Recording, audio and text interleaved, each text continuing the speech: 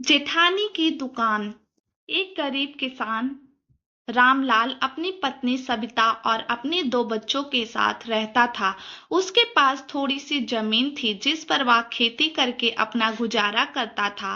रामलाल का जीवन संघर्षपूर्ण था, लेकिन वह अपनी पत्नी से मेहनत करके अपने बच्चों को पढ़ा रहे थे। रामलाल की बड़ी बहू यानी सबिता की जेठानी शांति गांव में ही एक छोटी सी किराना दुकान चलाती थी। उसकी दुकान में रोजमर्रा के सामान मिलते थे और गांव के लोग अक्सर वहीं से सामान खरीदते थे। शांति का स्वभाव थोड़ा कठोर था, लेकिन वह अपनी मेहनत और ईमानदारी से दुकान चलाती थी।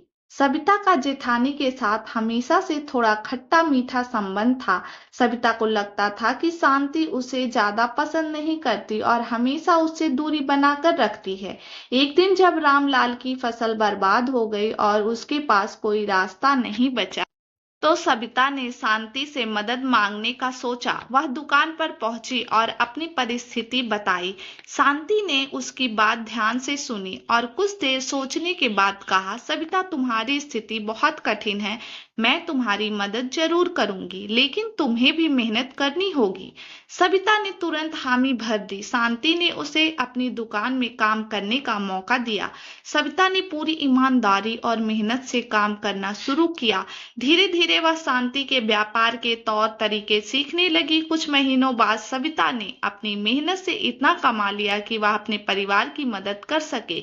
शांति ने उसे दुकान के कामकाज के अलावा व्यापार की बारीकियों से भी अवगत कराया। इस दौरान दोनों के बीच का मनमुटाव भी कम हो गया और एक दूसरे के प्रति सम्मान बढ़ने लगा।